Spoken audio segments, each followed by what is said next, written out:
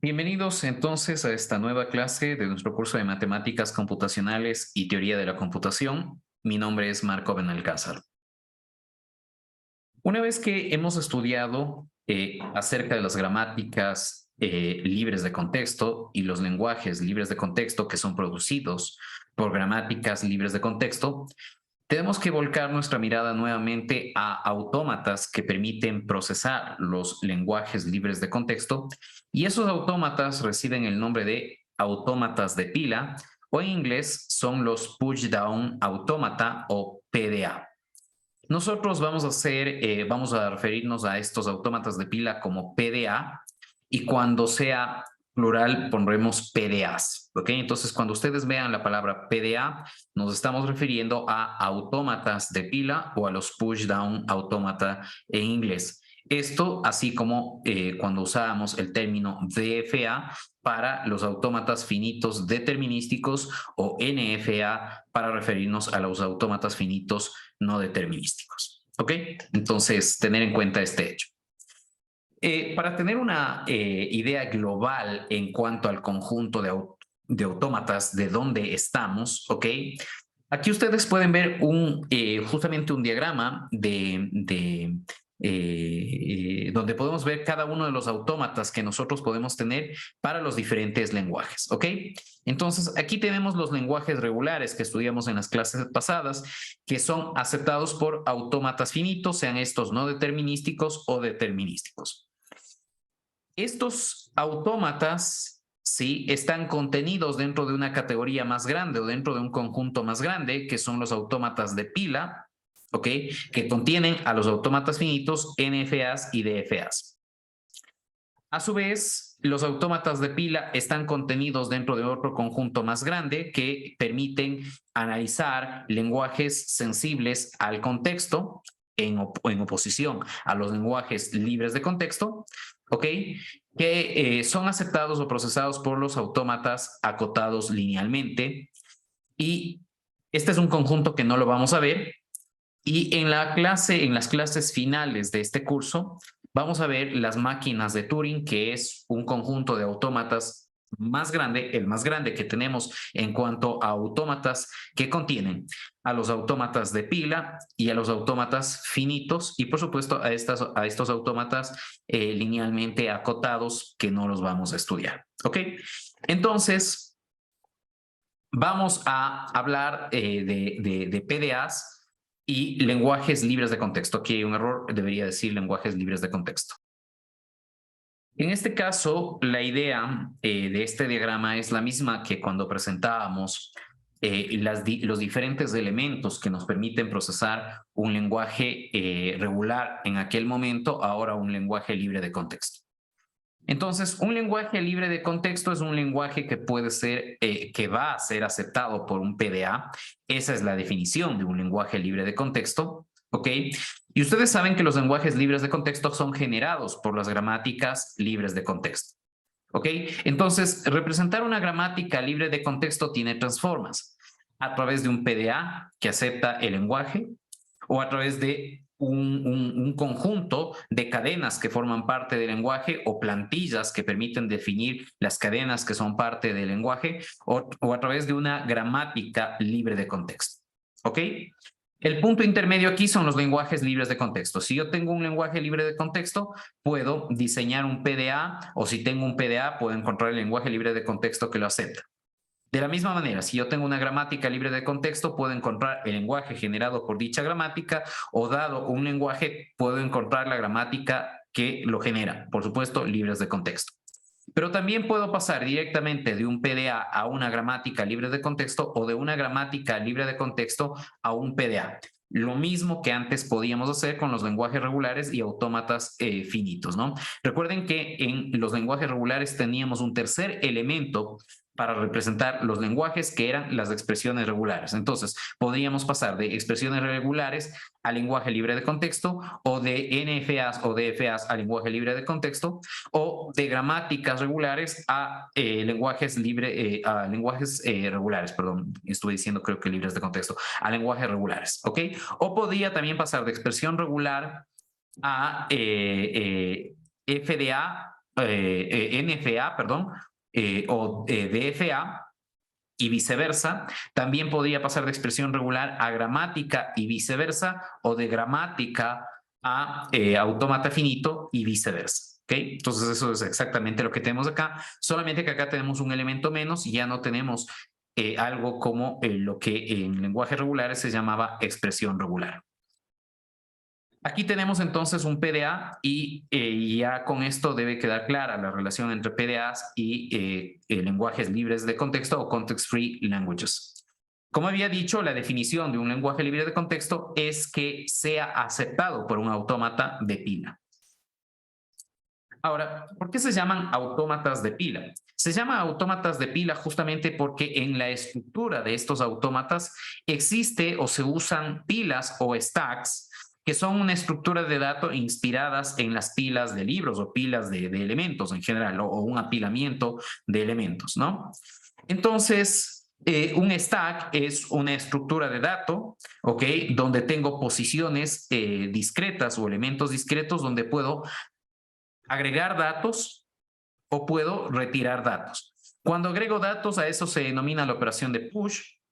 Cuando quito datos, a eso se denomina la operación de pop. ¿Ok?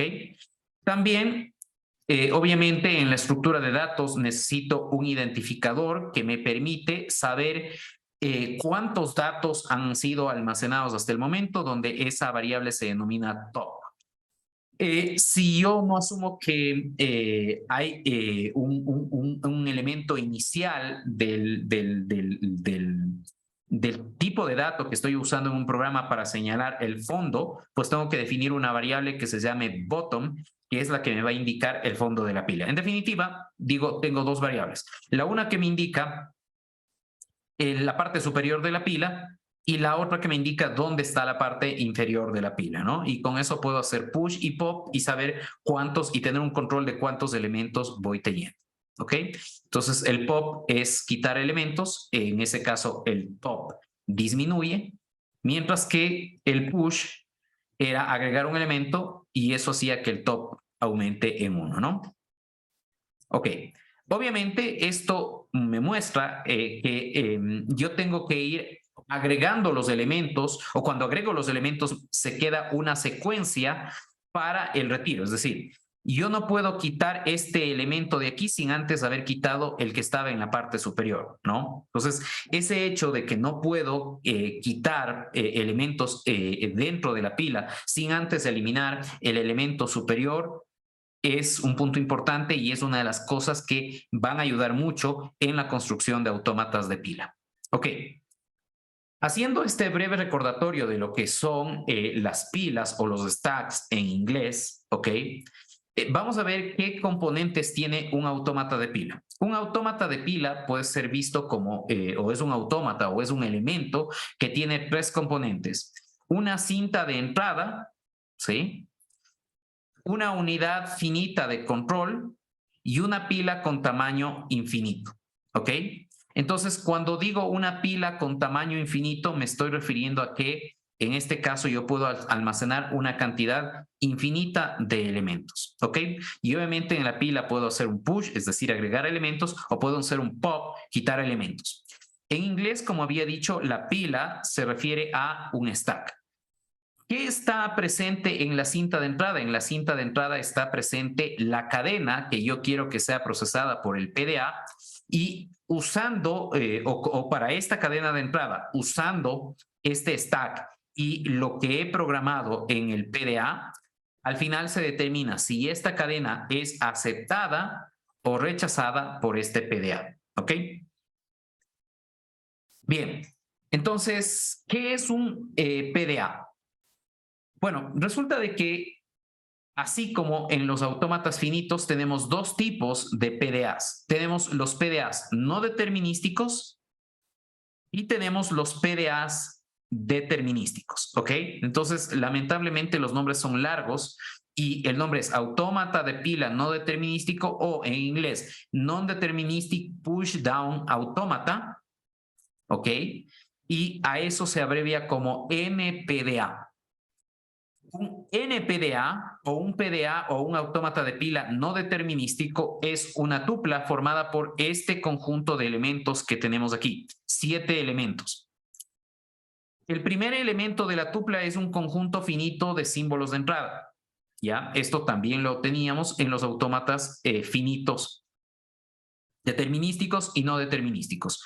Usualmente este conjunto I es o contiene o corresponde al alfabeto con el cual se van a producir o crear los strings para un lenguaje. El conjunto S, al igual que en los autómatas anteriores, es un conjunto de estados, es un conjunto finito también. Aquí tenemos una primera variante con respecto a los autómatas finitos, que es esta variable gamma, donde esta variable gamma es el conjunto de símbolos que se pueden almacenar o con los que va, en definitiva, a trabajar la pila o el stack. Luego tenemos una función de transición, que es una función un tanto compleja, es una función que tiene como dominio o que tiene como entrada un estado. Tiene también un símbolo de la cadena que se va a procesar, donde la cadena que se va a procesar puede tener los símbolos del alfabeto y adicionalmente se agrega la cadena vacía. Ya vamos a ver para qué sirve la cadena vacía.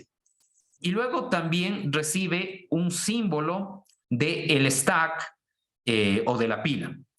Lo que devuelve esta función es un vector de 2 elementos, donde el primer elemento es el nuevo estado al que va a avanzar el PDA, y aquí tengo este conjunto o esta cerradura estrella de sigma, es decir, es una cadena con símbolos de este conjunto gamma que reemplaza a X en la parte superior de la pila según el siguiente detalle, ¿ok? Entonces, aquí tengo lo que tengo que hacer pop o lo que tengo que quitar de la pila y aquí tengo, en cambio, lo que tengo que agregar a la pila. Si gamma es la cadena vacía o épsilon, entonces significa que la pila está vacía. Si gamma es igual a X, significa que la pila no cambia. Es decir, si quito X y agrego X, en general la pila se mantiene como antes, ¿no? Antes del estado en el que estoy procesando. Y si tengo gamma igual a YZ, donde Y y Z son símbolos del alfabeto con el que trabaja la pila, entonces X se reemplaza con Z y Y es empujado hacia la pila, ¿no? Bueno, luego tengo los demás elementos que son el estado inicial, tengo que definir también un estado inicial. Aquí tengo también otra diferencia, tengo este Z0 que es el símbolo inicial de la pila, que es también parte del alfabeto de la pila. ¿Ok? Este símbolo permite identificar el fondo de la pila. El tema es que aquí depende de qué libro o texto o profesor inclusive de la clase, en lugar de Z0 algunos usan el símbolo de dólar.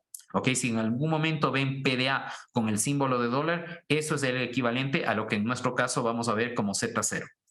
Y A es un conjunto de estados de aceptación que son pues un subconjunto del conjunto de estados del stack. Bueno, esta definición no nos dice mucho de lo que es un PDA, así que, o un NPDA o un PDA no determinístico, así que empecemos a ver cómo es la estructura de un NPDA. Una máquina de estado finito tenía un estado, una etiqueta asociada con la arista, que es el símbolo que me permite pasar de este estado a este estado. En cambio, en un autómata de pila, la etiqueta tiene estas partes. Tiene el símbolo que yo voy a leer en la cadena. Este símbolo puede ser elemento del alfabeto o puede ser épsilon. Recuerden que aquí el símbolo de entrada, este A, va a ser elemento del conjunto I unido a épsilon. Es decir, puede ser un símbolo de entrada o un elemento del alfabeto, si se quiere, o también puede ser épsilon. Por eso me dice puede o quizás sea épsilon.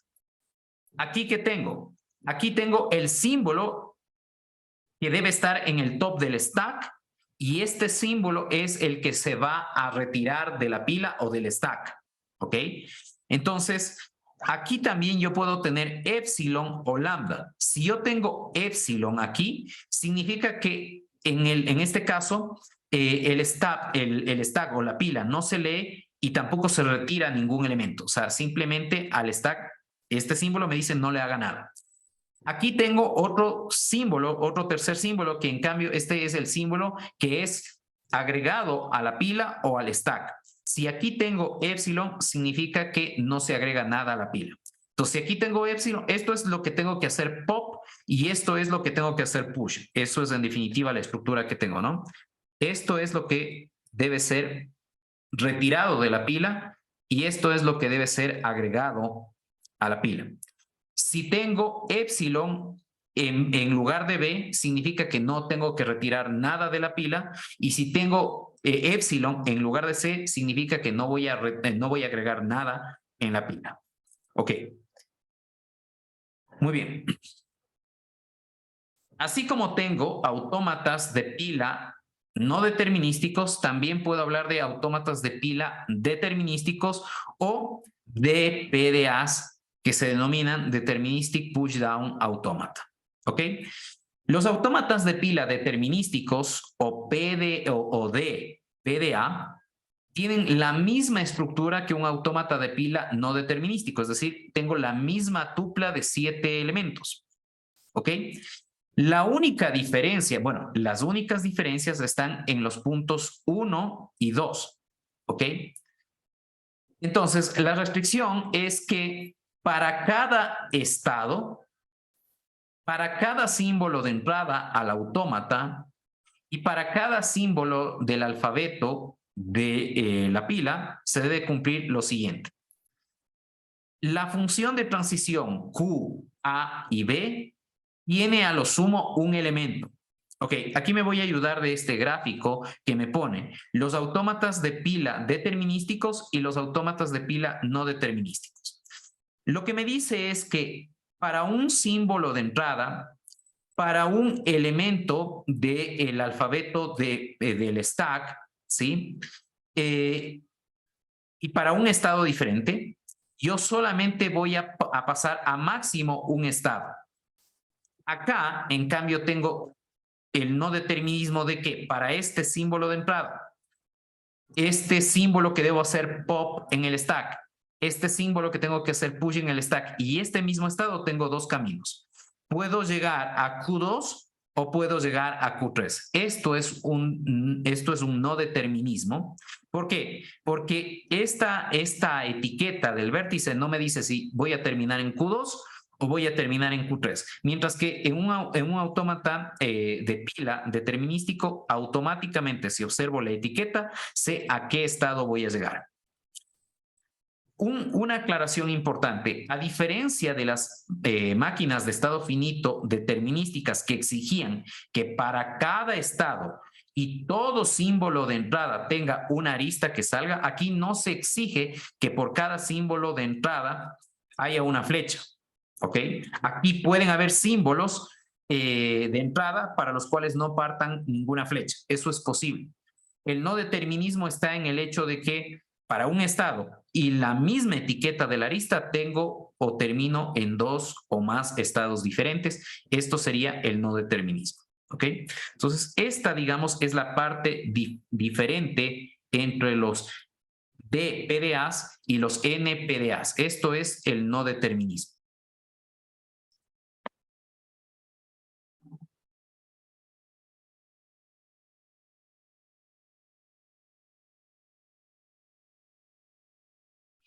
¿Ok?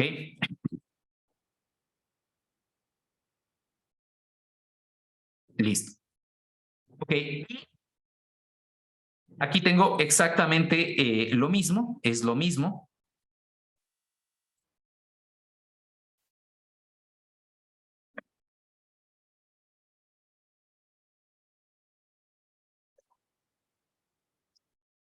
En este segundo caso, lo que me dice es que puedo tener como símbolo de entrada epsilon. ¿Ok? Entonces tengo epsilon aquí, epsilon acá. Esto no cambia en ninguno de los dos autómatas. La parte fundamental está aquí. Hay otra restricción que dice que si mi función está, si yo estoy en un autómata de pila en el estado Q, recibo como entrada epsilon, ¿ok? Entonces, si esta salida no es vacía. Es decir, si yo me muevo a un estado, entonces el valor de F de Q para toda entrada C con este símbolo de acá de la pila debe ser vacía. En definitiva, para que un autómata de pila sea determinístico, si el símbolo de entrada es epsilon, automáticamente de ese estado solamente debe salir una sola flecha a un siguiente estado. En cambio, en el no determinístico me voy a inventar, voy a poner algo aquí. Puedo tener epsilon, puedo tener, voy a poner, no sé, B, epsilon. Bueno, tendría esto y termino en Q1, ¿ok? El punto es que, a ver, perdón, déjenme ponerle la misma estructura.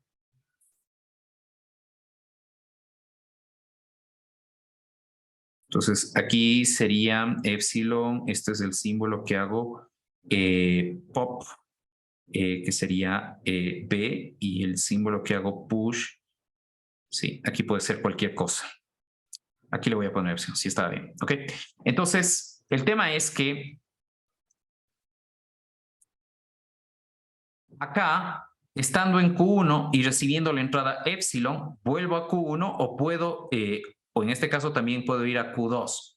Mientras que acá, si como símbolo de entrada tengo epsilon, automáticamente esto implica que de este estado solo debe salir una flecha, mientras que de este estado salen dos flechas. Eso sería otra parte del no determinismo, o lo que diferencia a los autómatas de pila determinísticos de los no determinísticos. Ahora ustedes dirán, qué complicado, ¿no? Hablar de autómatas de pila determinísticos y no determinísticos por separado. Afortunadamente, la mayor parte de autómatas de pila son no determinísticos y en realidad distinguir entre autómatas de pila determinísticos y no determinísticos no va a ser tan relevante o importante en términos prácticos. En la teoría sí, pero en la parte práctica no, y como he dicho, la mayor parte de autómatas de pila son no determinísticos. Entonces, en general, y de aquí en adelante, a todo autómata de pila le vamos a llamar simplemente eso, un autómata de pila. No vamos a diferenciar entre lo que es un autómata de pila determinístico y lo que es un autómata de pila no determinístico porque no es relevante en términos prácticos. Muy bien. Finalmente, la conexión entre PDAs y lenguajes libres de contexto es que un PDA que acepta el lenguaje L, que es un lenguaje libre de contexto, debe, para aceptarlo, cumplir una de las siguientes condiciones. Todas las cadenas de L tienen recorridos que terminan en un estado de aceptación del PDA, o en su defecto, en el recorrido de todas las cadenas de lenguaje, la pila termina vacía. Puede cumplirse una de las dos o las dos, pero basta que se cumpla una de las dos para que un PDA acepte un lenguaje libre de contexto. En la siguiente clase veremos cómo justamente los PDAs procesan cadenas pertenecientes a lenguajes libres de contexto y de ese modo pues quedará mucho más claro el tema, ¿ok? Entonces eso es todo por la clase del día de hoy. Muchas gracias.